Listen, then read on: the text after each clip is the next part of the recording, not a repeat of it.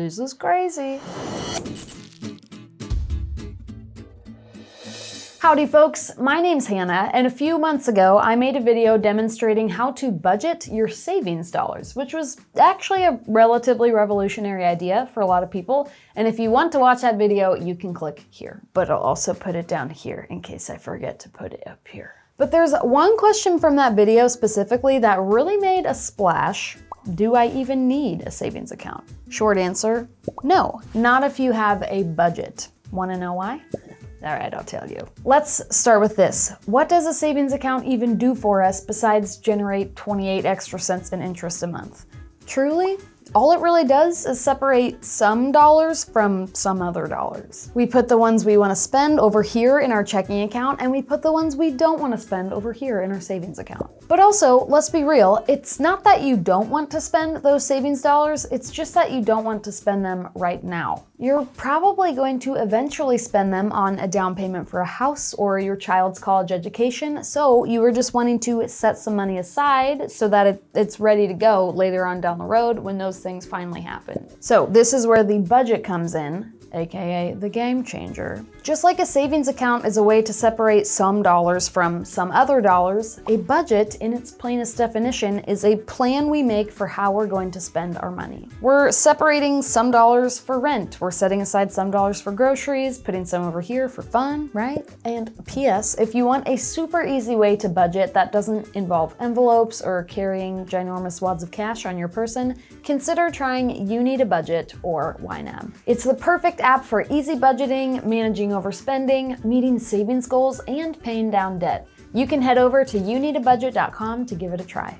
And speaking of the devil, let's go ahead and take a little peek-see at a budget. So I have linked my checking and savings accounts up to my YNAB budget, so we can see at the bank I have a total of $7,500, $3,000 in my checking, and $4,500 in my savings. Now, if I had to guess, I would say that most of our budgets probably look similar to this one. In this beautiful, lovely budget, I've decided what each and every single one of my dollars will do, except for these random $4,500 that have no direction or purpose. Just setting them aside for something.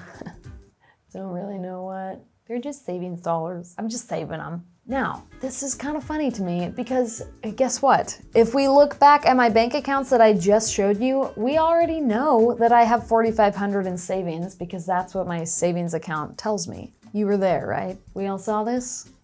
Okay. So by having this savings category out of my budget, I'm just repeating information and essentially just wasting space in my budget, right? We already knew that. We didn't need to know that again. Instead, what we want to do with our savings dollars is exactly what we've done with all of our spending dollars. We want to give them defined jobs or goals that we want them to accomplish for us. So let's say I want to have $1,000 saved up for emergencies, $2,000 for a vacation, and $10,000 for a new car.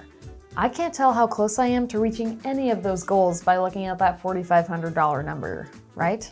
Ugh, so vague. Ugh. So to build some clarity into my savings instead of having this one big lump of ambiguity, I'm gonna make a separate category in my budget for each of my 3 different savings goals. And then I'll divvy out all those savings dollars among my 3 different goals. So maybe I'll put $500 in my emergency fund category, $1,000 in my vacation category, and I'll put $3,000 aside for that future car. And fun little side note, YNAB even has these slick targets I can add to my savings categories to help me hit my target by the time I want. And that makes it super easy to see how close I am to having these savings goals funded. So, that's pretty cool.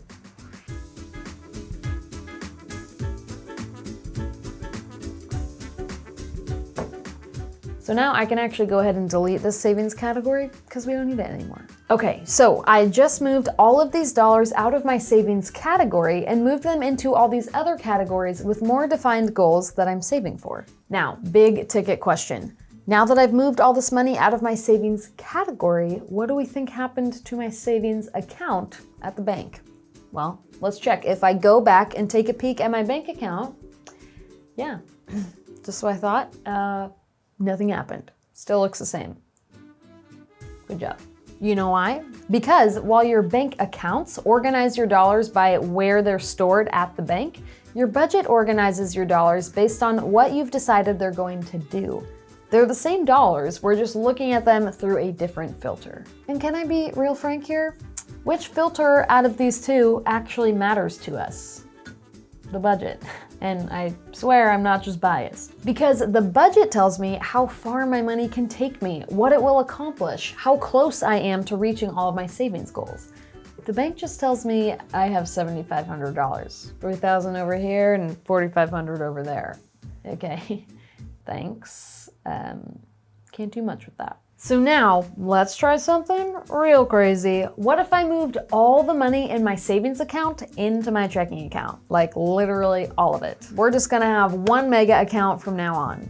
Do we think it'll mess with my vacation category or my emergency fund or my new car category? Let's find out.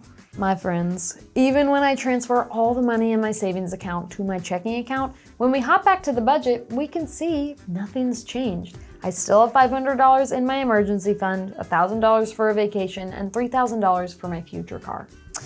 So yeah, point proven. You really don't need a savings account if you don't want one, but you really do need a budget. See what I did there?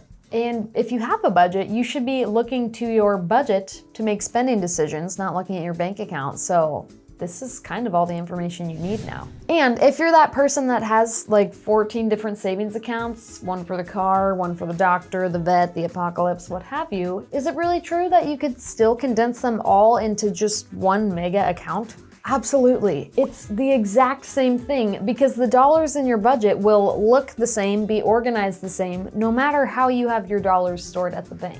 So again, point proven. All those savings accounts are just cluttering up your bank account, and with a budget, you really truly don't need them. Now, I just want to clarify, if you want to keep your savings account, I never said you had to get rid of it or even that it's better to get rid of it. A lot of people have their money stored in different accounts or at different banks to protect them from fraud and all that happy jazz. It's truly just a thing of simplicity and convenience. No more transferring money between all your different accounts. No more wondering if your checking account is at $0. You're just a one account kind of pal. So if you're a budgeter, totally consider condensing some of your accounts at the bank because why not? And if you're not a budgeter, well, you should be. We're a fun crew. Bowling every Tuesday. No, I'm just kidding. We don't do that, but we should. Tuesday Night Bowling League. More like Tuesday Night Budgeters League, am I right? And you know what? Since we're already all here, why not celebrate some YNAB wins? Eric says, this May will be 10 years on YNAB. Our net worth is literally 8.5 times what it was when we started. I think it's so cool how you can see a biography of your financial life in your net worth chart.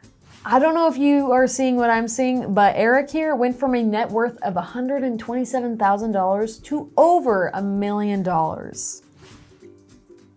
Eric.